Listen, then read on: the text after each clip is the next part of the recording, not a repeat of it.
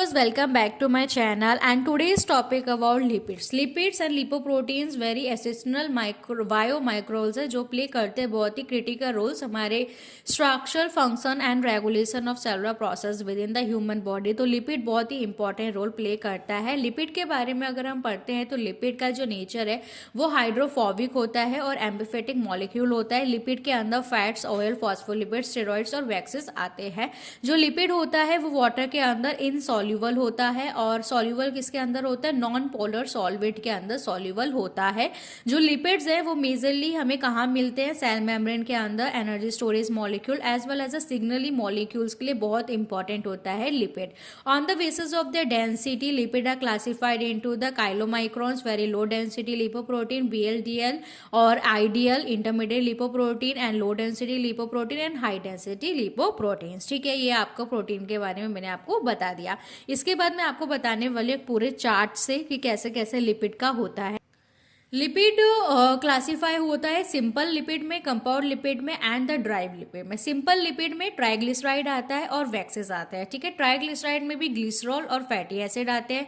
Fatty acid आपने पढ़ा होगा, saturated fatty acid, unsaturated fatty acid. Saturated fatty acid का एग्जाम्पल होता है आपका palmitic acid and stearic acid.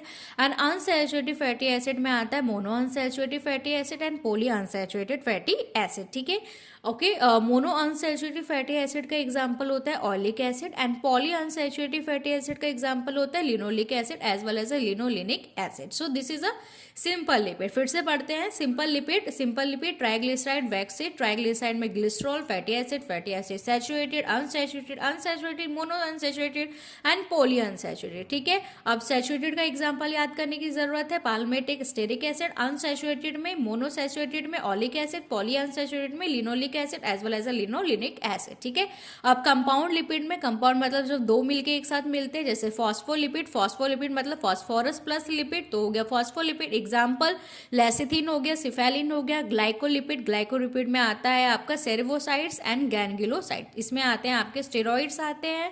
ठीक है, सेर्वोब्रोसाइड्स एंड गैंग्लियोसाइड। उसके बाद आता है ड्राइव लिपिड में क्या आता है? आपके स्टेरॉइड्स आते हैं, कार्टेनॉइड्स आते हैं, स्टेरॉल्स आते हैं। स्टेरॉइड्स में वाइल एसिड हो गया, सेक्स हार्मोन्स हो गए। स्टेरॉल्स में कोलेस्ट्रॉल हो गया, कैरोटोनाइन में कैरेटीन हो गया, ज़ैंथोफिल हो गया। ये सब चीजें इसमें आती हैं। अब मैं आपको बताने वाली हूँ structures and the function of the major lipoprotein के, क्या इसके स्ट्रक्चर और मेजर फंक्शन होते हैं। ठीक है, तो लेट्स स्टार्ट इट। सबसे पहले होता है काइलोमाइक्रॉन्स। काइलोमाइक्रॉन से क्या काम होता है? ये साइज में लार्ज होते हैं। ठीक है, तो इनकी डेंसिटी कम होती है। इसके अंदर ट्राइग्लिसराइड प्रेजेंट होते हैं एंड एपोलिपोप्रोटीन B48 प्रेजेंट होते हैं। ये ट्रांसपोर्ट करते हैं जो डाइटरी ट्राइग्लिसराइड है उसको इंटेस्टाइन से लेके टिश्यूज में इसको सेंड करने का काइलोमाइक्रॉन्स का काम होता है। अगर इसका लेवल बढ़ जाता है तो हाइपरलिपिडीमिया या पैनक्रेटिसिस हो सकता है। वेरी लो डेंसिटी का साइज थोड़ा मीडियम साइज है और ये भी ट्राइग्लिसराइड में रिच होता है और इसमें एपोलिपोप्रोटीन V100 प्रेजेंट होता है। और वेरी लो डेंसिटी लिपोप्रोटीन का काम क्या होता है कि जो ये ट्राइग्लिसराइड है उसको लीवर से टिश्यूज में लेके जाना है, इंटेस्टाइन से टिश्यूज में लेके जाता है काइलोमाइक्रॉन्स। और VLDL क्या होता है? लीवर से टिश्यूज में लेके जाता है। अगर VLDL का लेवल इंक्रीज हो जाता है तो आपको हार्ट डिजीज या कार्डियोवास्कुलर डिजीजेस के चांसेस ज्यादा होते हैं, तो ये अच्छा नहीं होता VLDL। इसके बाद इंटरमीडिएट डेंसिटी लिपोप्रोटीन ज्यादा नहीं आता है। अब मैं आपको सीधा इंटरमीडिएट पढ़ा देती हूँ कि क्या करता है। ये पार्टिकल जो बनते हैं VLDL के VLDL से जो पार्टिकल्स बनते हैं उसमें इसमें क्या करता है? उसका metabolism containing both triglyceride and cholesterol.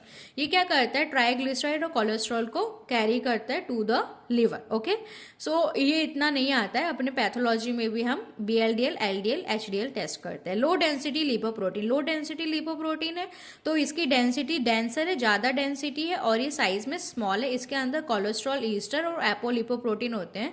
Low density lipoprotein का काम क्या होता है? ये कोलेस्ट्रॉल को लेके जाता है सेल्स के पास, हमारे टिश्यूज के पास कोलेस्ट्रॉल को लेके जाता है मेम्ब्रेन की सिंथेसिस, मेम्ब्रेन बनवाने के लिए और हार्मोन्स के प्रोडक्शन करने के लिए जो लो डेंसिटी लिपोप्रोटीन है वो कैरी करता है कोलेस्ट्रॉल। लेकिन अगर इसका लेवल HDL, LDL का लेवल बढ़ जाता है तो हमें हार्ट डिजीजेस या हार्ट अटैक या एंथेरोसेक्लोसिस की प्रॉब्लम हो सकती है।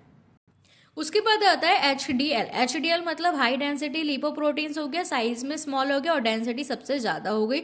इसके अंदर भी एपोलिपोप्रोटीन A, I and phospholipid present होते हैं। इसका काम LDL से रिवर्स होता है। ये कोलेस्ट्रॉल को सेल्स और टिश्यू से कोलेस्ट्रॉल कहाँ लेके जाता है, लिवर में लेके जाता है। ठीक है, cholesterol reverse cholesterol transport from tissues, वापिस हमारे सेल्स और टिश्यू से कोलेस्ट्रॉल को लिवर में लेके जाता है। वहाँ पे लिवर में कोलेस्ट्रॉल का फिर से अच्छे से यूज हो जाता है। अगर हमारा HDL बॉडी के अंदर कम है और LDL ज़्यादा है, मतलब हमारा गंदा कोलेस्ट्रॉल है।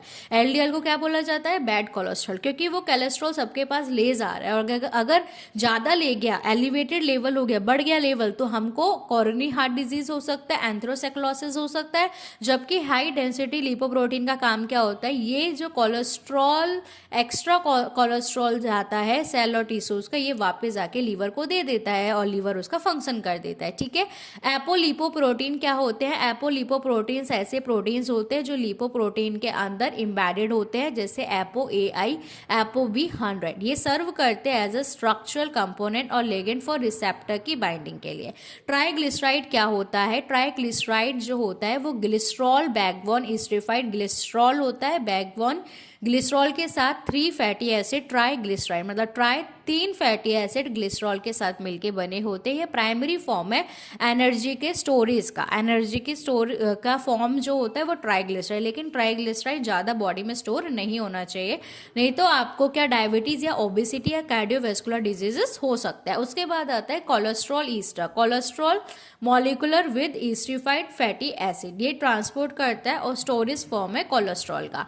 फॉस्फोलिपिड, फॉस्फोलिपिड पता आपको चल रहा है, फॉस्फोरस प्लस लिपिड, ग्लिसरॉल की बैकबोन के साथ विद 2 फैटी एसिड और उसमें फॉस्फेट ग्रुप है। ठीक है, फैटी एसिड आपको पढ़ा saturated unsaturated chain of carbon और हाइड्रोजन एटम्स होते हैं। Fatty acid energy source, membrane component and signalling molecule के लिए इंपॉर्टेंट होते हैं। लिपिड सॉल्युबल, कुछ लिपिड्स भी विटामिन्स होते हैं जो लिपिड में ही सॉल्युबल होते हैं, जैसे A, D, E, K। अगर इनकी डेफिशिएंसी हो जाएगी तो हमारे बहुत सारे हेल्थ इशू आ जाते हैं।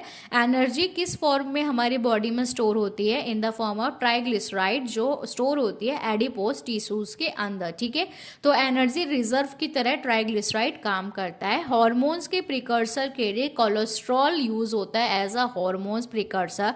इम्यून के रिस्पॉन्स के लिए, रिप्रोडक्टिव फंक्शन के लिए कोलेस्ट्रॉल हमारे हार्मोन्स को प्रोडक्शन के लिए प्रिकर्सर की तरह काम आता है। एंटीऑक्सीडेंट प्रॉपर्टीज होती है इन लिपिड की। HDL जो होता है वो एंटीऑक्सीडेंट और हमें प्रोटेक्शन देता है सेल फ्रॉम ऑक्सीडेटिव डैमेज। ठीक है, तो HDL हमारी बॉडी के लिए बहुत अच्छा होता है। एंटीऑक्सीडेंट प्रॉपर्टीज भी होती है और एंटी इन्फ्लामेटरी प्रॉपर्टीज भी होती है। इंसुलेशन एंड प्रोटेक्शन, जो हमारे एडिपोज टिश्यूज हमारे ट्राइग्लिसराइड में स्टोर है वो हमको इंसुलेशन भी देते हैं और हमारे ऑर्गन्स को एज अ कुशन की तरह भी काम करते हैं। Maintain body temperature and protect organ from, कोई भी हमें मैकेनिकल डैमेज हो गया तो हमारे आसपास एडिपोज टिश्यू में ट्राइग्लिसराइड होता है जो कि as a supporter, as a protector की तरह काम में आता है। लिपिड ट्रांसपोर्ट, लिपिड को transfer facilitate the movement of lipid between liver and intestine और पेरिफेरल टिश्यूज में यही सब चीजें लेके जाते हैं। सेल मेम्ब्रेन का फॉस्फोलिपिड से सेल मेम्ब्रेन बना होता है, वो भी as a part of a lipid होता है।